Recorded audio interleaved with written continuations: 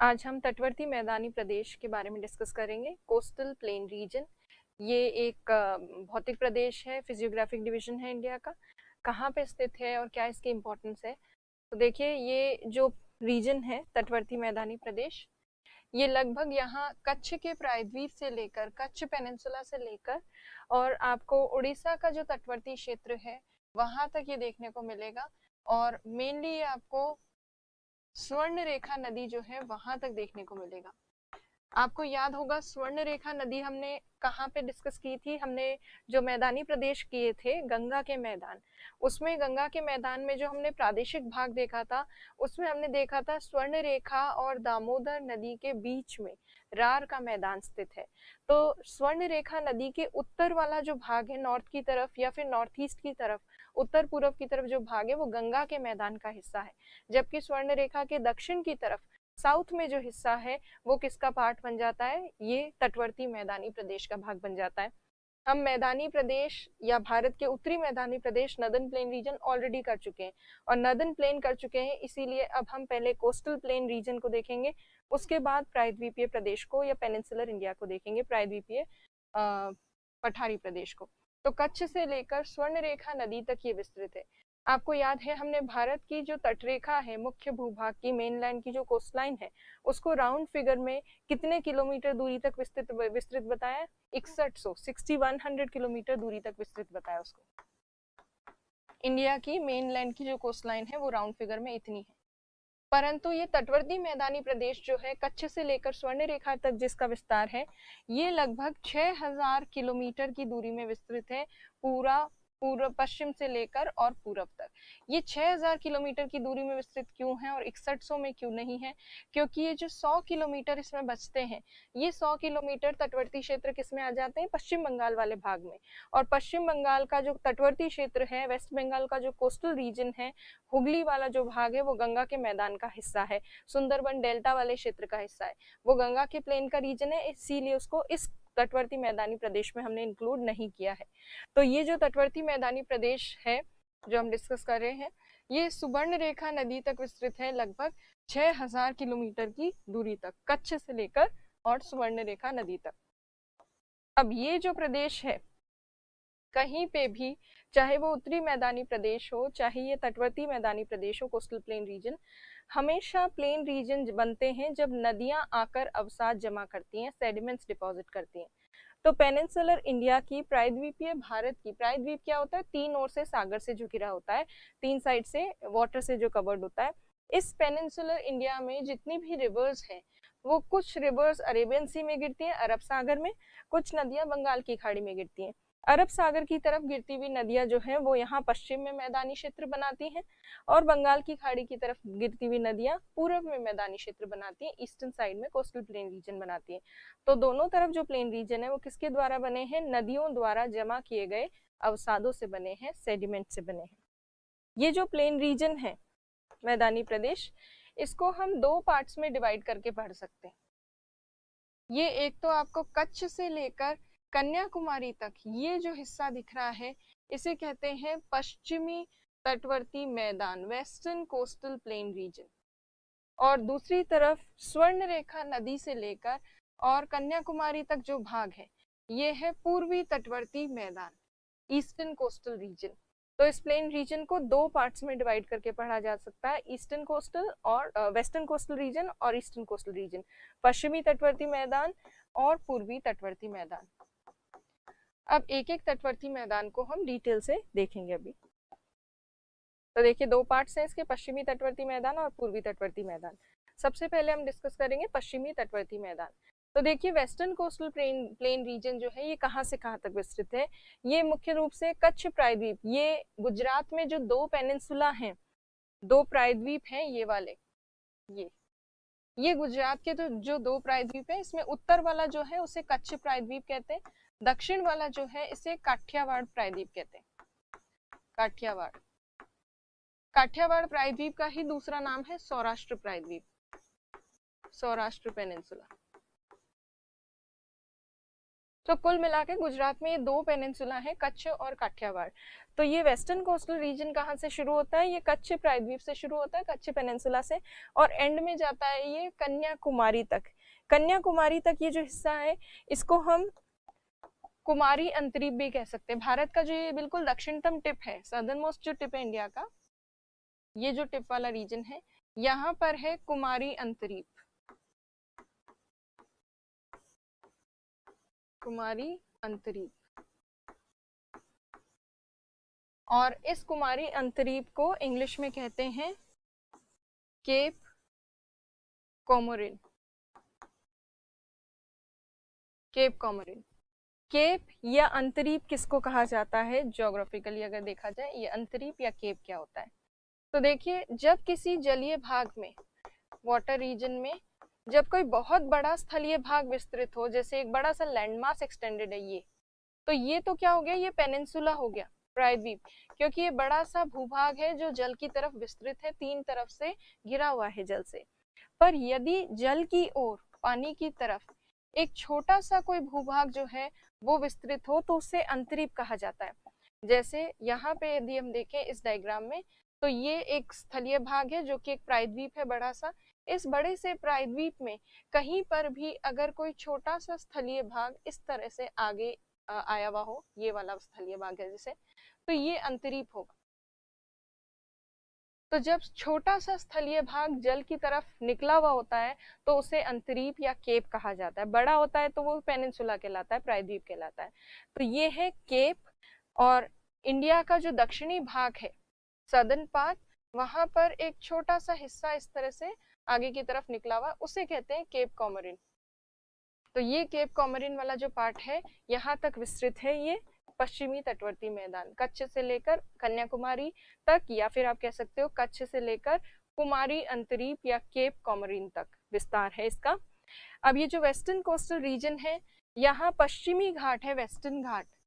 Western घाट से जो नदियां आती हैं वो नदियां इस पश्चिमी तटवर्ती मैदान का निर्माण करते हुए अरब सागर में गिरती हैं, अरेबियन सी में गिरती हैं।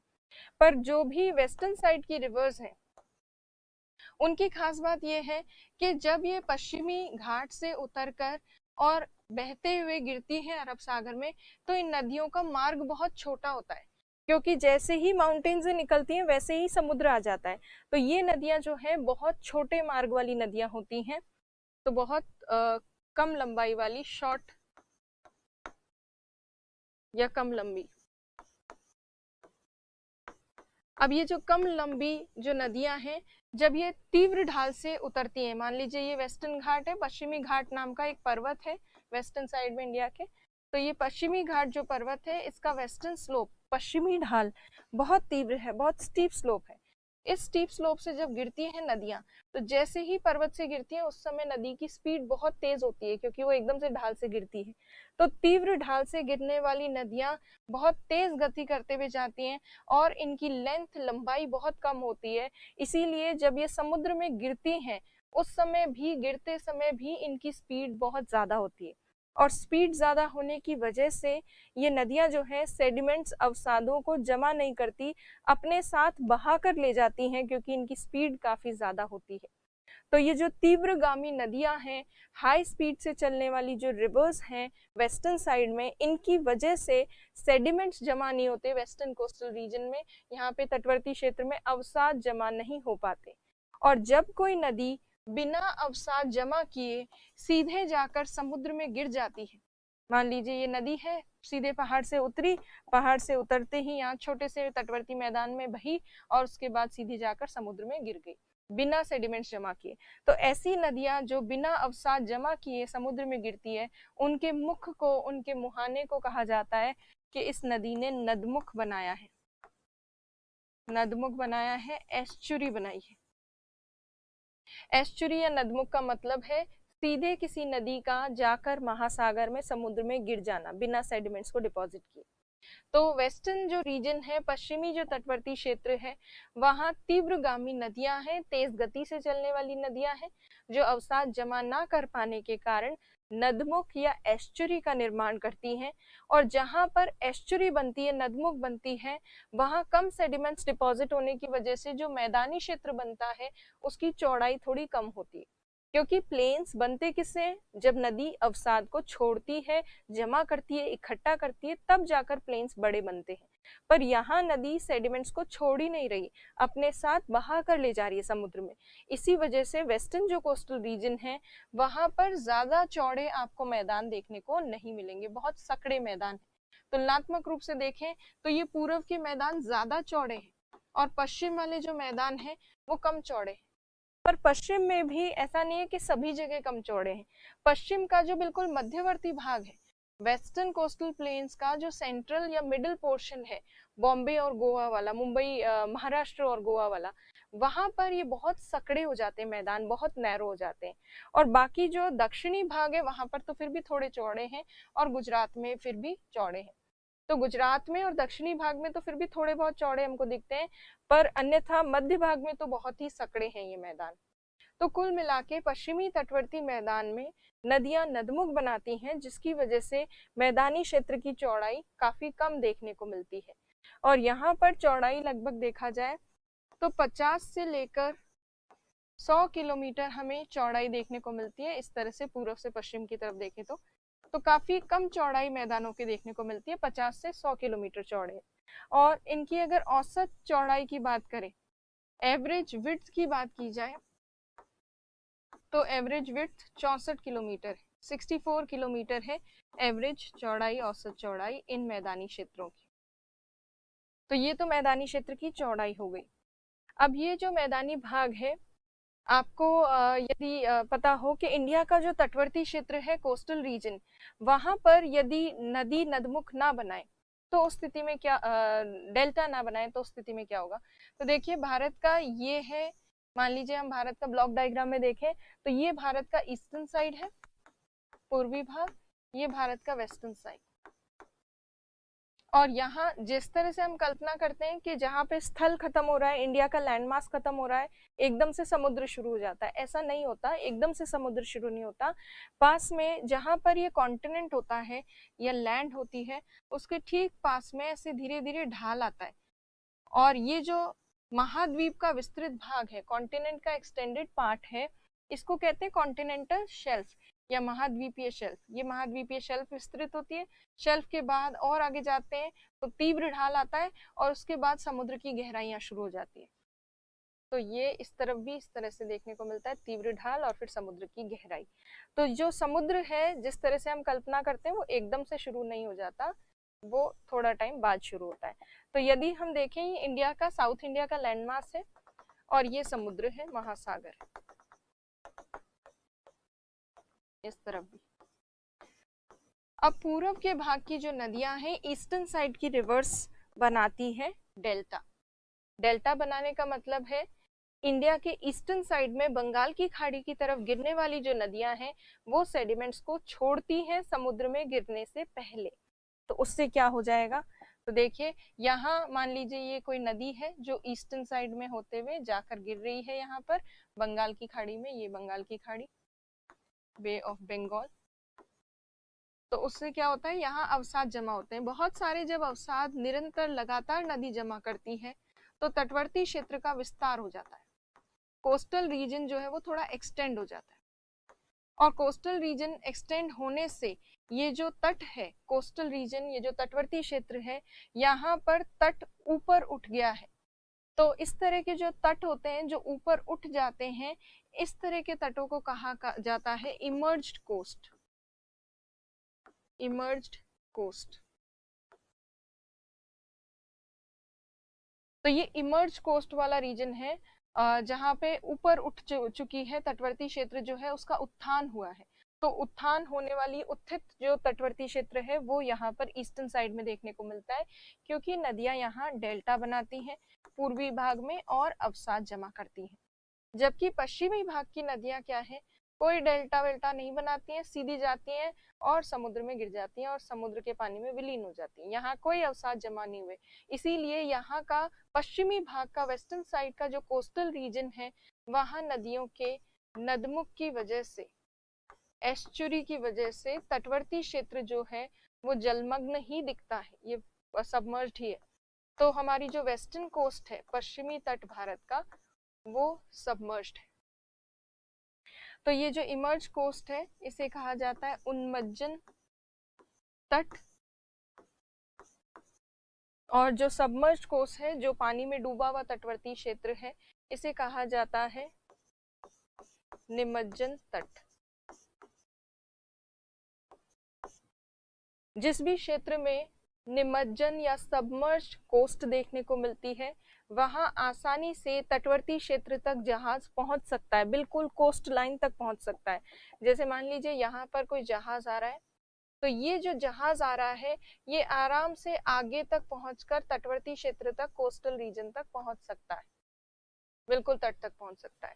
तो इसीलिए जहां निमज्जन तट होता है वहां पर बंदरगाह निर्माण के लिए काफी अनुकूल परिस्थितियां होती हैं, पोर्ट्स बनाना काफी आसान होता है बंदरगाह। जबकि ऐसा क्षेत्र जहां पे उन्मज्जन या इमर्ज्ड कोस्ट होती है, उस स्थिति में वहां पर क्या देखने को मिलता है कि अगर यहाँ पे जहाज आ रहा है, मान लीजिए ये शिप आ रहा है, तो ये जहाज कुछ दूरी तक आगे आ पाएगा, पर ज्यादा आगे तक आगे नहीं आ पाएगा, क्योंकि यहाँ पर काफी सारे सेडिमेंट्स जमा हैं, इसीलिए ये जहाज को और आगे आने से रोक देते हैं। तो इसीलिए यहाँ पर पूर्वी भाग जो है इंडिया का, यहाँ पर प्राकृतिक बंदरगाह के निर्माण के लिए इतनी अनुकूल परिस्थितियां नहीं हैं जितनी पश्चिमी तटवर्ती क्षेत्र में है, क्योंकि पश्चिमी वेस्टर्न कोस्टल रीजन जो है वो सबमर्ज्ड कोस्ट वाला रीजन है, निमज्जन तट वाला क्षेत्र है, और ईस्टर्न कोस्टल रीजन जो है वो हमें इमर्ज कोस्ट वाला रीजन देखने को मिलता है, जिसे उन्मज्जन तट वाला क्षेत्र कहते हैं। उत्थान होने वाली जो तटवर्ती क्षेत्र है वो है। तो पोर्ट्स दोनों में से कहाँ ज्यादा नेचुरली बन सकते हैं? वेस्टर्न साइड में बन सकते हैं। ईस्टर्न साइड की नदियां क्या बनाती हैं? डेल्टा बनाती हैं। डेल्टा मतलब अवसाद जमा करती हैं। वेस्टर्न साइड की नदियां क्या बनाती है? पश्चिमी भाग की नदियां नदमुख बनाती हैं। तो ये दोनों में बेसिक डिफरेंस समझ में आया होगा। प्लस ये भी आपको समझ में आया होगा, जहां डेल्टा बनता है वहां कोस्टल रीजन एक्सटेंड होता जाता है, उसकी चौड़ाई बढ़ती जाती है, पर जहां नदमुख बनाती है नदियां, एस्चुरी, वहां पे ज्यादा चौड़ा नहीं हो पाता तटवर्ती क्षेत्र। तो ये है इंडिया के वेस्टर्न और कोस्टल रीजन की मेन चीजें।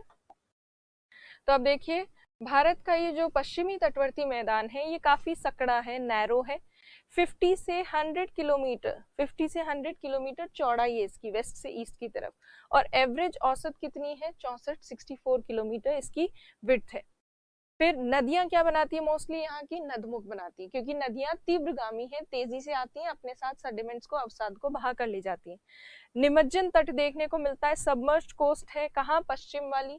अभी हमने देखा सबमर्ज्ड कोस्ट क्यों है, क्योंकि नदियां सेडिमेंट्स, अवसाद जमा ही नहीं करती है, तो वो नीचे का नीचे रहता है, तटवर्ती क्षेत्र ऊपर आता ही नहीं है। तो निमज्जन तट मतलब सबमर्ज्ड कोस्ट है, पानी से भरी हुई जो तटवर्ती क्षेत्र है वो है, और बंदरगाह निर्माण के लिए यहाँ अनुकूल परिस्थितियां हैं। ये जो वेस्टर्न कोस्टल रीजन है, यहाँ कौन कौन से राज्य कवर हो रहे हैं? तो यदि देखा जाए तो यहाँ गुजरात, गुजरात के बाद महाराष्ट्र, गोवा, कर्नाटक और केरल। तो ये वेस्टर्न कोस्टल रीजन इन राज्यों में फैला हुआ है।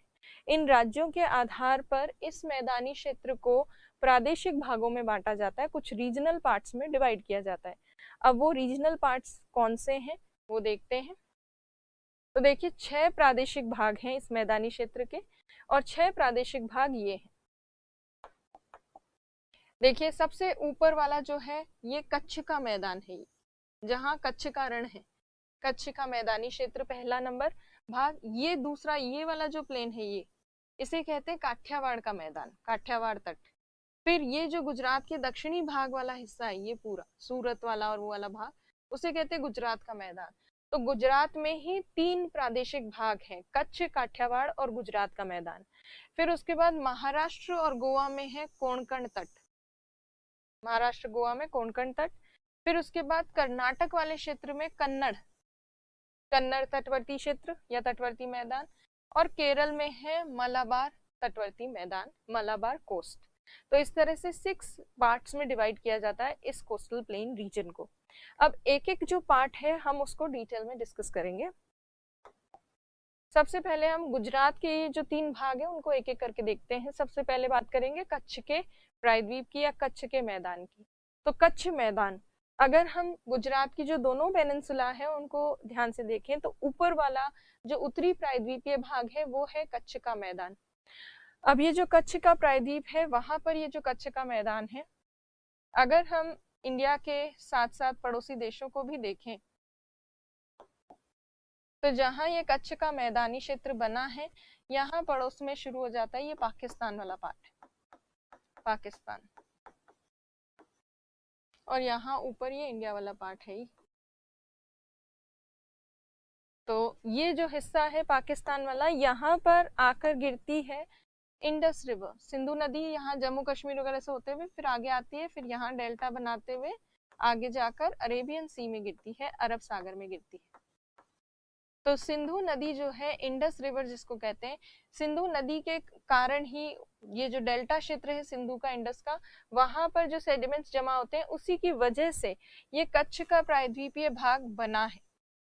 तो कच्छ पेनिनसुला किसकी वजह से बना है, कौन सी नदी सेडिमेंट्स जमा करती है, इंडस रिवर, सिंधु नदी, जो अब किस में है, पाकिस्तान में है।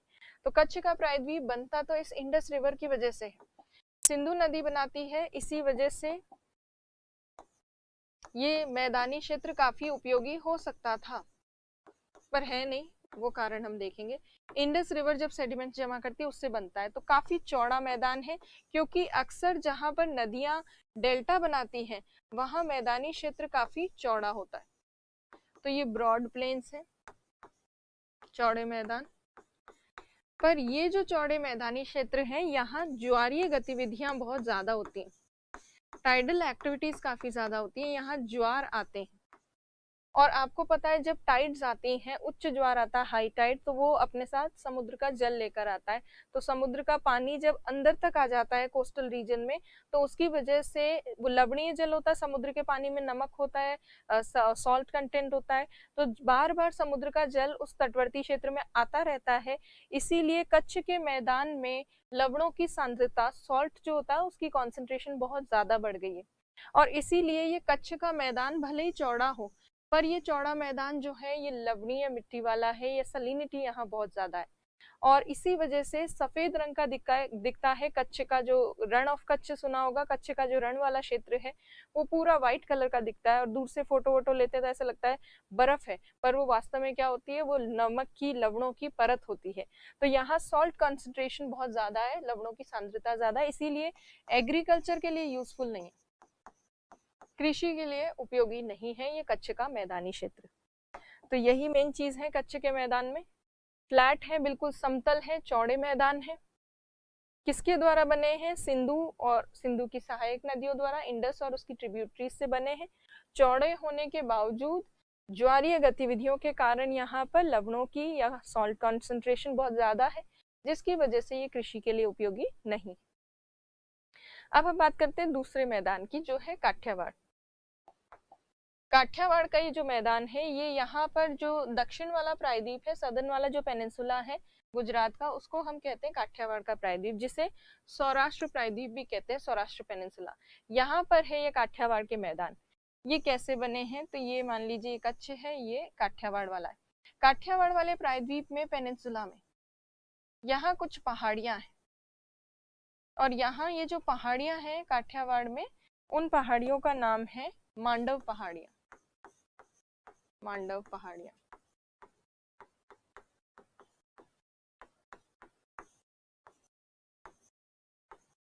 मांडव हिल्स। तो काठियावाड़ मैदान का निर्माण होता है जब मांडव पहाड़ियों से छोटी छोटी नदियां निकलती हैं, और ये नदियां यहाँ पर सेडिमेंट्स, अवसाद जमा करती हैं। तो इन नदियों के द्वारा जो अवसाद जमा हुए हैं, सेडिमेंट्स इकट्ठे हुए हैं, उससे ये मैदानी क्षेत्र बना है। पर ये मैदान क्योंकि छोटी मोटी नदियों द्वारा बना है, इसलिए बहुत ज्यादा बड़ा और विस्तृत नहीं है। तो काठियावाड़ के मैदान का निर्माण मांडव पहाड़ियों से निकलने वाली नदियां करती हैं, बट इसकी चौड़ाई इतनी ज्यादा नहीं है। बट जितना भी ये मैदान है उसमें कृषि की जा सकती है, खेती करते हैं यहाँ पर, और मेनली कोकोनट वगैरह और जो कोस्टल रीजन पे जो क्रॉप्स वगैरह ग्रो होती हैं वो यहाँ पर उगाई जाती हैं। तो ये छोटा सा और सकड़ा सा मैदानी क्षेत्र है, बट कृषि के लिए उपयोगी है। कच्छ के मैदान जैसा नहीं है कि बड़ा है पर एग्रीकल्चर के लिए यूजफुल नहीं है, ये वाला यूजफुल है। तो देखिए ये जो है ये नैरो है, सकड़ा मैदान है, छोटा मैदान है, पर नदियां कौन सी बनाती है, मांडव पहाड़ियों से आने वाली नदियां बनाती हैं, कृषि के लिए उपयोगी है। अब गुजरात का जो तीसरा मैदानी क्षेत्र है उसको हम देखेंगे। तीसरा मैदानी क्षेत्र यहाँ काठियावाड़ के ठीक आगे, ये वाला पूरा जो हिस्सा है गुजरात का, ये दक्षिणी भाग, ये कॉर्नर, यहाँ पर जो कोस्टल प्लेन है, तटवर्ती मैदान, वो गुजरात के मैदान कहलाते हैं। तो देखिए गुजरात के मैदान, ये यहाँ से लेकर इस पर्टिकुलर पार्ट से होते हुए ये पूरा जो हिस्सा है जितना भी गुजरात का, वो इसमें सम्मिलित है। तो काफी चौड़े मैदान है ये, काफी ब्रॉड प्लेन्स है ये। और ये जो चौड़े मैदानी क्षेत्र हैं ये बने कैसे हैं, यहाँ पे बहुत सारी प्रमुख नदियां आती हैं, जैसे खास तौर पर साबरमती नदी, माही नदी, वो सब नदियां यहाँ आकर खंबात की खाड़ी में गिरती हैं, गल्फ ऑफ खंबात में। उसकी वजह से ये काठियावाड़ का जो काठियावाड़ क्या, गुजरात का मैदानी क्षेत्र जो है वो बनता है। तो मेन नदियां जो है वो तो है साबरमती, साबरमती, माही, ये मेन नदियां हैं। और उसके साथ साथ थोड़ा बहुत सहयोग किया जाता है नर्मदा नदी और तापी नदी द्वारा। पर नर्मदा और तापी नदियां ज्यादा बड़ा सहयोग नहीं करती, क्योंकि नर्मदा और तापी दोनों ही नदियां जो हैं वो क्या बनाती हैं, नदमुख बनाती हैं, एस्चुरी बनाती हैं। तो एस्चुरी बनाने वाली रिवर्स, इसलिए ज्यादा बड़ा कंट्रीब्यूशन नहीं है, ज्यादा कंट्रीब्यूशन इनका रहता है। तो गुजरात के मैदान जो है ये गुजरात के दक्षिणी भाग में सदर्न पार्ट में स्थित मैदान है, जिनका निर्माण मेनली साबरमती, माही, नर्मदा, तापी जैसी नदियां करती हैं, और काफी चौड़े मैदान है, और कृषि के लिए, एग्रीकल्चर के लिए बहुत यूजफुल है, खेती के लिए काफी उपयोगी हैं, क्योंकि काफी चौड़े भी हैं। तो ये वाला जो प्लेन रीजन है बहुत यूजफुल है गुजरात के लिए। अगर तीनों प्लेन रीजन जो गुजरात में है उनकी तुलनात्मक रूप से अगर हम देखें तो सबसे ज्यादा उपयोगी ये वाला बड़ा वाला चौड़ा वाला मैदान जो है ये है, क्योंकि रण ऑफ कच्छ वाला एरिया लवणीय था, ये यहाँ वाला जो एरिया मांडव पहाड़ियों से निकलने वाली नदियों से जो बनता है ये बहुत छोटा है, सकड़ा है, पर ये वाला क्षेत्र सबसे ज्यादा कृषि के लिए गुजरात में उपयोगी है, और काफी चौड़ा भाग भी है। तो देखिए located in southern coastal region of Gujarat, बिल्कुल महाराष्ट्र के बॉर्डर के पास, ऊपर वाला जो सूरत के आसपास वाला जो गुजरात वाला हिस्सा है वो पूरा इसमें सम्मिलित है। साबरमती, माही, नर्मदा, तापी नदियों से बनता है, बहुत अत्यधिक उपजाऊ है और कृषि के लिए बहुत उपयोगी है। अब हम बात करेंगे कोंकण के मैदान की। कोंकण का मैदान कहाँ से कहाँ तक है, तो मेनली अगर हम देखें तो ये शुरू हो जाता है सूरत के आगे से, मतलब गुजरात वाला जो हिस्सा है उसमें सूरत वाले भाग के ठीक आगे से शुरू हो जाता है और गोवा तक रहता है। अगर मुख्य रूप से देखें तो महाराष्ट्र, महाराष्ट्र और गोवा, इन दो राज्यों में विस्तृत है ये कोंकण का मैदान। अब इस कोंकण के मैदान की अगर हम देखें, पूरा वेस्टर्न कोस्टल रीजन में दक्षिणी भाग, सदर्न पार्ट भी चौड़ा है पश्चिमी तटवर्ती मैदान का, और उत्तरी भाग भी चौड़ा है, पर ये मध्य वाला जो भाग है, बीच वाला, यहाँ पर गोवा और महाराष्ट्र में बहुत कम नदियां हैं जो यहाँ पर आकर गिर रही हैं, और जो गिर भी रही हैं वो नदमुख बना रही हैं। जैसे गोवा की मंडोवी नदी, जुआरी नदी, ये सब नदियां जो है नदमुख बनाती हैं, एस्चुरी, इसलिए यहाँ पर बहुत कम सेडिमेंट जमा होने के कारण बहुत ही ज्यादा सकड़े मैदान है ये, बहुत नैरो प्लेन्स है। और सकड़े होने के साथ साथ ये पथरीले भी हैं, उबड़ खाबड़ भी हैं, पथरीले हैं, उबड़ खाबड़ है और बहुत सकड़े भी हैं, इसीलिए ज्यादा बड़े स्तर पर यहाँ पर खेती वगैरह नहीं की जा सकती। बट कुछ कमर्शियल क्रॉप्स जो हैं जिनको बहुत ज्यादा कोई फर्टाइल सॉइल की जरूरत नहीं होती, वो यहाँ पे ग्रो की जाती। जैसे यहाँ पर नारियल की खेती होती है, कोकोनट कल्टीवेशन, यहाँ पे आम की खेती की जाती है, मैंगो कल्टीवेशन होता है। गोवा में कैशू नट जो है, काजू, उसकी खेती होती है यहाँ पर बड़े स्तर पर। तो ये जो मेन क्रॉप्स है वो इस एरिया में ग्रो की जाती हैं, जहाँ पे बहुत ज्यादा इतना पथरीला और सकड़ा क्षेत्र है, बट वहाँ पर ये वाली क्रॉप्स जो है वो इजीली ग्रो कर सकती हैं। तो इन फसलों को उगाया जाता है इस क्षेत्र में। अब होता क्या है, मानसून वर्षा जब आती है, या मानसून जो है भारत में जो प्राप्त होता है वो कौन सी पवनों से होता है, दक्षिण पश्चिम मानसून पवनों से, south west monsoon winds, monsoon winds. तो साउथ वेस्ट मानसून विंड्स जो हैं ये भारत में वर्षा लेकर आती हैं, पर भारत में जून जुलाई अगस्त से के दौरान बारिश होती है। जून से पहले अप्रैल और मई में भी थोड़ी सी बूंदाबांदी होने लगती है कुछ एक क्षेत्रों में। तो जब अप्रैल और मई के दौरान थोड़ी बहुत वर्षा प्राप्त होती है तटवर्ती क्षेत्र में, इस वेस्टर्न कोस्टल रीजन में, उसे कहते हैं मॉनसून पूर्व वर्षा। क्योंकि मॉनसून वर्षा तो कब होती है? जून जुलाई अगस्त में। अप्रैल मई के आसपास जो बारिश होती है उसको कहते हैं मॉनसून पूर्व वर्षा। मॉनसून पूर्व वर्षा। तो इस पश्चिमी तटवर्ती क्षेत्र में मॉनसून पूर्व वर्षा प्राप्त होती है, प्री मॉनसून रेनफॉल प्राप्त होती है, मॉनसून रेनफॉल। और यहाँ पर होने वाली प्री मॉनसून रेनफॉल जो है उनकी वजह से आम के पेड़ को ग्रो करने में, या आम की जो फसल है उसको ग्रो करने में, क्रॉप को ग्रो करने में बहुत लाभ मिलता है। क्रॉप तो क्या है, ये मेनली आम के पेड़ को लाभ मिलता है, आम अच्छे से जो है वो ग्रो कर पाते हैं। तो इसीलिए यहाँ होने वाली जो प्री मॉनसून रेनफॉल है, मॉनसून पूर्व वर्षा, उसको कहते हैं आम्र वर्षा। क्योंकि आम के लिए लाभदायक होती है इसलिए आम्र वर्षा कहा जाता है।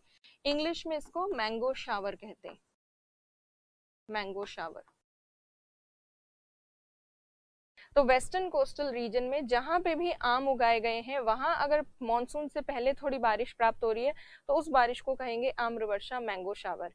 अब आम तो कहीं पे भी उगाए जा सकते हैं, यहाँ महाराष्ट्र में भी उगा सकते हैं, गोवा में भी उगा सकते हैं, कुछ आम कर्नाटक में भी होते हैं, और नीचे तक तमिलनाडु क्या केरल वाला जो क्षेत्र है वहां तक भी आम जो है कहीं कहीं उगाए जाते हैं। तो जहां पे भी आम के पेड़ लगाए गए हैं वहां होने वाली प्री मानसून वर्षा आम्र वर्षा है।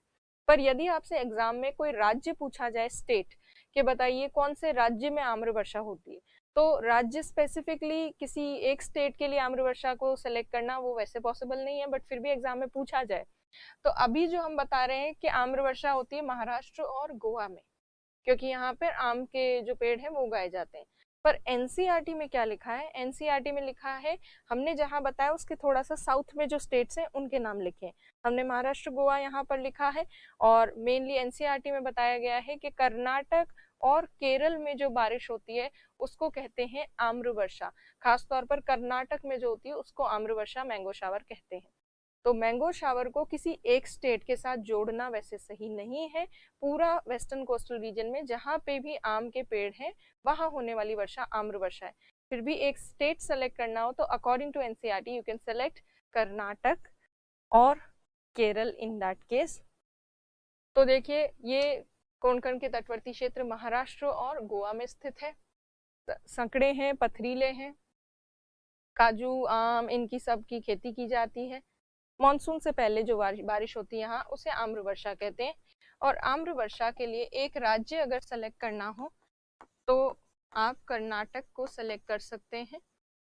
एनसीईआरटी में कर्नाटक के साथ साथ केरल का भी नाम लिया गया है। पर केरल में एक और बारिश बताई गई है प्री मॉनसून वर्षा में, चेरी ब्लॉसम वाली जो रेनफॉल है वो केरल के साथ जोड़ी गई है। तो कहीं दोनों ही साथ में आ जाए, चेरी ब्लॉसम और आम्र वर्षा, मैंगो शावर, तो आप मैंगो शावर को तो रिलेट कर देना कर्नाटक से और चेरी ब्लॉसम को रिलेट कर देना केरल से। वैसे अगर कोस्टल प्लेन की बात करते हैं तो सभी जगह आम्र वर्षा जो है नाम टाइटल दिया जा सकता है, स्पेशली महाराष्ट्र गोवा के आगे जितने भी राज्य हैं उन सबको। तो ये हो गया कोंकण का तट। अब हम बात करेंगे कन्नड़ के तट की। कन्नड़ जो तट है, अभी हमने गुजरात के मैदान देख लिए, कच्छ, काठियावाड़, गुजरात प्लेन्स, यहाँ पर हमने कोंकण के मैदान देख लिए जो महाराष्ट्र और गोवा में थे। गोवा के ठीक आगे कौन सा राज्य पड़ता है? कर्नाटक। तो ये जो मैदान है ये कर्नाटक में स्थित है, कर्नाटक के तटवर्ती क्षेत्र में स्थित है ये मैदान। अब कर्नाटक के तटवर्ती क्षेत्र में क्या होता है, पश्चिमी घाट वाला जो भाग है, वेस्टर्न घाट, वेस्टर्न घाट एक पश्चिमी तट पर जो पर्वत है उसकी बात है ये।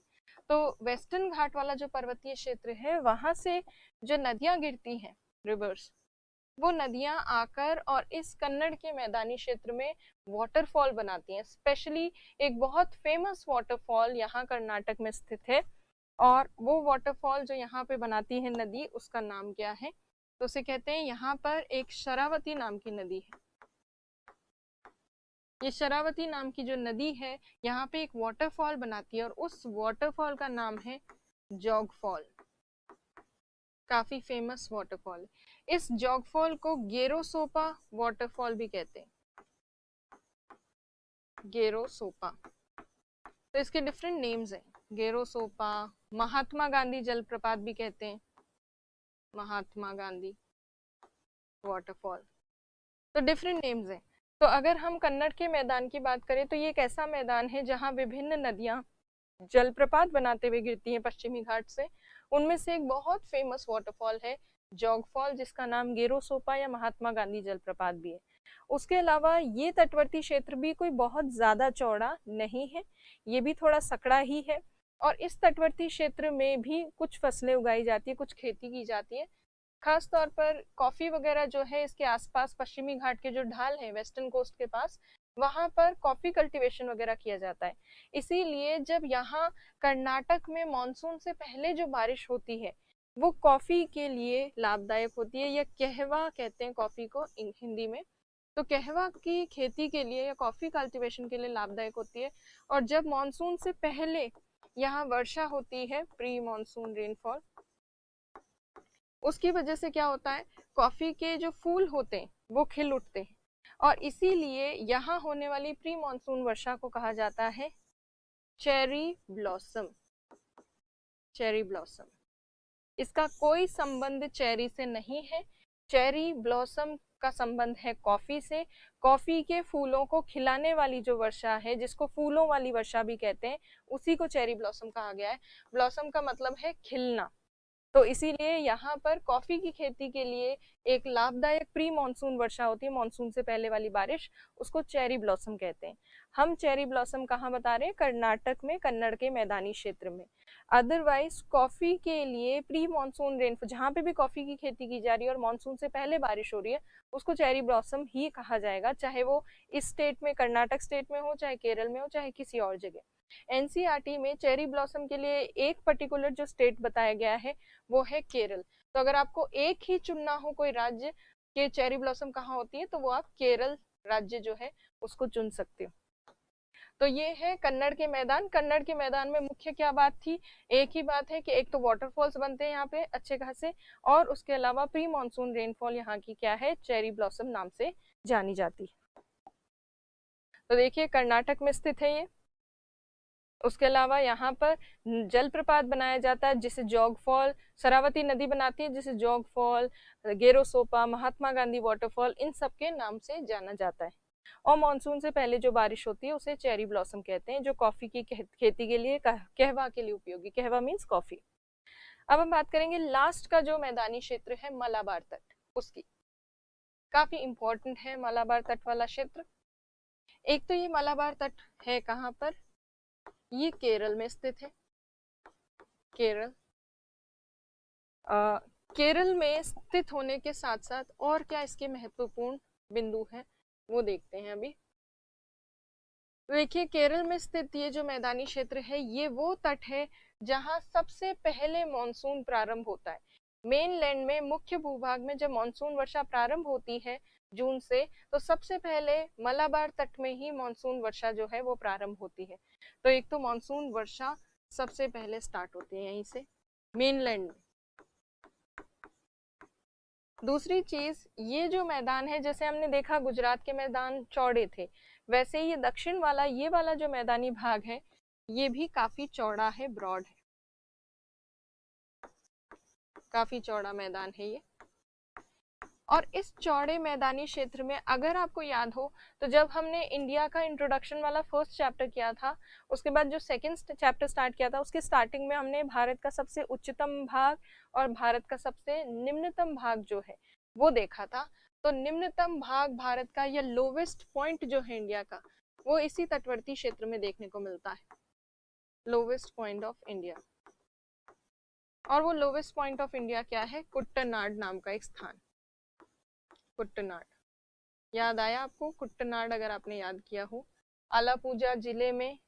और कुट्टानाड वाला जो क्षेत्र है, उस टाइम जब मैंने आपको बताया था तब मैंने ये भी बताया था, ये कुट्टानाड वाला क्षेत्र एक ऐसा क्षेत्र है जहां विश्व में, कुट्टानाड, जहां विश्व में सी लेवल से नीचे, बिलो सी लेवल जो है राइस कल्टीवेशन होता है, बिलो सी लेवल।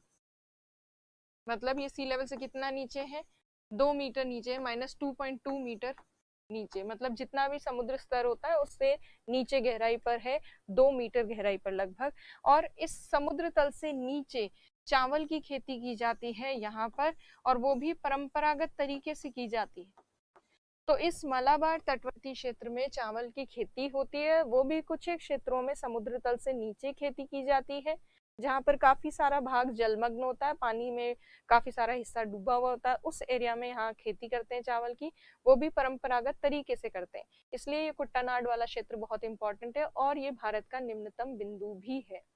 उसके साथ साथ इस चौड़े मैदानी क्षेत्र में तेजी से मानसून पवनें आती है इसकी तरफ, और यहाँ पर इंडिया का जो वो पेनिनसुला है वो काफी नैरो हो जाता है यहाँ पर आते आते। तो मानसून पवनों का, तीव्र मानसून पवनों का ये जो हिस्सा है, ये वाला पार्ट इंडिया का, इसको बहुत इंटेंस मानसून विंड्स का सामना करना पड़ता है। उसकी वजह से क्या होता है कि यहाँ पर मानसून पवनों के कारण तटवर्ती क्षेत्र के पास, कोस्टल रीजन के पास काफी सारी गाद इकट्ठी हो जाती है, मिट्टी, और उस गाद और मिट्टी की वजह से क्या होता है वो देखिए। मान लीजिए ये तटवर्ती क्षेत्र है और यहाँ पर ये काफी सारी रेत, मिट्टी, गाद इकट्ठी हो गई। तो ऐसे जब कोस्ट के पास कई जगह गाद और मिट्टी इकट्ठी हो जाती है, उससे तटवर्ती क्षेत्र के पास, कोस्टल रीजन के पास कुछ पानी इकट्ठा हो जाता है ये, और ये पानी जो है ये समुद्र के जल के साथ जुड़ा हुआ भी है और उससे अलग भी है। तो जब भी किसी भी अवरोध के कारण, चाहे वो गाद मिट्टी की एक बाउंड्री बन गई हो, चाहे किसी और रीजन से, चाहे कोई कोरल रीफ हो, प्रवाल भित्ति हो बीच में, किसी भी कारणवश जब तट के किनारे के ठीक पास में कुछ पानी बिल्कुल पृथक रूप से रह जाए, बिल्कुल सेपरेट रह जाए, यहाँ पर समुद्र में मिक्स ना हो, तो इस तरह की तटवर्ती जो झीलें होती है, बिल्कुल कोस्ट के पास जो लेक्स बनती हैं, उन लेक्स को कहते हैं, ऐसी तटवर्ती झीलों को कहते हैं लेगून झीलें, लेगून झीलें। और ये लेगून झीलें जो हैं, यहाँ पर समुद्र का कुछ पानी पीछे रह जाता है, समुद्र में जाकर मिक्स नहीं होता, यहीं पर अटक जाता है। तो समुद्र का कुछ जल जो यहाँ पर रह गया है, इसी को बैक वाटर भी कहते हैं। पाश्च जल मतलब पीछे रह गया जल, या बैक वाटर या लेगून झील कहा जाता है इसको। और इसको यहाँ स्थानीय भाषा में लेगून झील के अलावा इसको केयाल भी कहते हैं। तो इसको केयाल कहिए, या इसको लेगून झील कहिए, या फिर इसको बैक वाटर कहिए, इसके डिफरेंट नेम्स हैं, पर इन सब नामों का एक ही अर्थ है, तटवर्ती क्षेत्र पर किसी अवरोध के उत्पन्न होने से जब कुछ जल तट के पास रह जाए, तो इस तरह की जो तटवर्ती झीलें होती हैं उनको लेगून झीलें कहा जाता है। और लेगून झीलें जो है ये समुद्र से पूर्ण रूप से कटी भी नहीं होती, इनमें समुद्र का पानी आ सकता है, जा सकता है, इसीलिए समुद्र का पानी मिक्स होने की वजह से लवणीय झीलें होती हैं ये अक्सर। लेगून झीलें या लेगून लेक्स जितनी भी होती हैं वो मोस्टली लवणीय या सलाइन होती हैं, क्योंकि उसमें सॉल्टी वाटर ओशन का मिक्स होता रहता है। तो यहाँ पर कई सारी लेगून झीलें पाई जाती हैं केरल के इस तटवर्ती क्षेत्र में, जैसे वेम्बनाड झील, अष्टमुड़ी झील। वेम्बनाड और अष्टमुड़ी झील जो है उनके बारे में आप 5-5 लाइनों में थोड़ा बहुत इंट्रोडक्शन पार्ट वो लिखिएगा गूगल से देख के कि क्या प्रमुख है इन झीलों के बारे में, क्या मेन चीज है। तो आज का होमवर्क आपका ये है कि वेम्बनाड और अष्टमुड़ी झील जो है उनके बारे में कुछ 2-4 चीजें लिखिए। मान लीजिए एग्जाम में आ जाए तो आप क्या लिखेंगे, क्या जानते हैं आप उनके बारे में। तो यहाँ पर वो स्थित है 2 लेगून झीलें जो काफी इंपॉर्टेंट है, वेम्बनाड और अष्टमुड़ी। अब यहाँ पर ये जो वेस्टर्न कोस्टल रीजन है, इसमें मलाबार तट वाले क्षेत्र में तो ये चीज इंपॉर्टेंट है। प्लस अभी देखते हैं बंदरगाह जो है कुछ पश्चिमी तटवर्ती क्षेत्र में, उनकी भी बात करेंगे। पहले इस मलाबार तट के बारे में देख लेते हैं डिटेल्स। केरल में स्थित है, चौड़ा है काफी ज्यादा, यहाँ पर लेगून झीलें पाई जाती है जिन्हें केयाल या पश्च जल या बैक वाटर भी कहते हैं, पश्च जल या बैक वाटर। और यहाँ पर ये जो लेगून लेक्स होती हैं इनमें समुद्र के जैसा आनंद भी आता है। यहाँ पे जो वाटर स्पोर्ट्स किए जाते हैं उसमें ऐसा लगता है बिल्कुल फीलिंग ओशन जैसी वाटर स्पोर्ट्स की आती है, बट वो सेफ होता है क्योंकि आगे जाकर समुद्र के तक जुड़ने से पहले वहाँ पे एक अवरोध होता है, एक बैरियर होता है, इसीलिए सेफ होती है लेगून झीलें। तो इस तरह की लेगून झीलों में काफी सारे वाटर स्पोर्ट्स किए जाते हैं, खास तौर पर नौका दौड़ जो है एक बोट रेस, वो स्पेशली यहाँ पे की जाती है। यहाँ की बोट रेस आपने डीडी नेशनल जो होता है उसमें कई बार लाइव भी देखी होंगी, जिसमें बहुत सारे लोग एक लंबी सी नाव पे बैठे होते हैं और तेजी से चापू चलाते हैं, बहुत सारे लोग एक साथ चापू चलाते तेज तेज। तो इस तरह की जो बोट रेस यहाँ पर होती है उसका नाम है नेहरू ट्रॉफी वल्लम नाम की यहाँ पर बोट रेस होती है। और ये पुन्नामादा कयाल, या जिसको वेम्बानाड झील का ही दूसरा नाम है पुन्नामादा कयाल, वहां पर ये नेहरू ट्रॉफी वल्लम नाम की बोट रेस होती है। वहां की भाषा में वल्लम का मतलब होता है नौका दौड़। तो वाटर स्पोर्ट्स के लिए, नौका दौड़ के लिए ये लगून झीलें इंपॉर्टेंट है। प्लस इन लगून झीलों में मत्स्य पालन भी किया जाता है, मछलियां जो हैं वो पाली जाती हैं, फिश रेयरिंग भी की जाती है। तो लगून लेक्स के काफी सारे इंपॉर्टेंट जो है महत्व काफी सारे हैं। तो लगून झीलों के लिए ये तटवर्ती क्षेत्र जाना जाता है। वेम्बानाड और अष्टमुड़ी झीलों के बारे में आपको लिखना, ये आपका होमवर्क है। Plus lowest point of India जो है कुट्टनाड जिसको कहते हैं, जहां पर बिलो सी लेवल राइस कल्टीवेशन होता है, चावल की खेती, वो भी यहाँ मलाबार तटवर्ती क्षेत्र में पाया जाता है। तो ये हमने बात की पश्चिमी तटवर्ती क्षेत्र की। जैसा मैंने आपको बताया कि वेस्टर्न कोस्टल रीजन पे बंदरगाह निर्माण के लिए या पोर्ट फॉर्मेशन के लिए फेवरेबल कंडीशंस हैं, इसीलिए इस पश्चिमी तटवर्ती क्षेत्र में काफी सारे प्रमुख बंदरगाह हमें देखने को मिलते हैं, पोर्ट्स हैं यहाँ पर। जैसे यहाँ पे देखा जाए तो मुंबई बंदरगाह है, पोर्ट नावाशेवा है। उसके अलावा गोवा में यहाँ पर आपको मार्मगांव बंदरगाह दिखेगा। यहाँ पर कर्नाटक में बैंगलोर पोर्ट है, और केरल वाला जो भाग है यहाँ कोच्चि नाम का कोच्चि पोर्ट है। तो कई सारे इंपॉर्टेंट पोर्ट्स यहाँ पर देखने को मिलते हैं। तो ये मेन चीजें थी वेस्टर्न कोस्टल प्लेन्स की, पश्चिमी तटवर्ती मैदान की, और वेस्टर्न कोस्टल प्लेन्स के 6 रीजनल पार्ट्स भी हमने देखे। तो आज जो है आपका होमवर्क, एक तो वो झीलें तो है ही, उसके साथ साथ आपको पूरा एक आंसर लिखना है जिसमें आप पश्चिमी तटवर्ती मैदान को, वेस्टर्न कोस्टल प्लेन को सविस्तार एक्सप्लेन करेंगे या उसका वर्णन करेंगे। तो पूरा एक लॉन्ग आंसर लिखना है जिसमें आपको पश्चिमी तटवर्ती मैदान के बारे में जो भी जानकारी है उसको डिटेल से लिखना है। तो बाकी जो है ईस्टर्न कोस्टल प्लेन्स या पूर्वी तटवर्ती मैदान, वो हम कल की क्लास में देखेंगे, और पश्चिमी और पूर्वी तटवर्ती मैदान में अंतर जो होता है, डिफरेंस, उसको भी हम डिस्कस करेंगे नेक्स्ट क्लास में। तब तक आप इसको रिवाइज कीजिए। Thank you.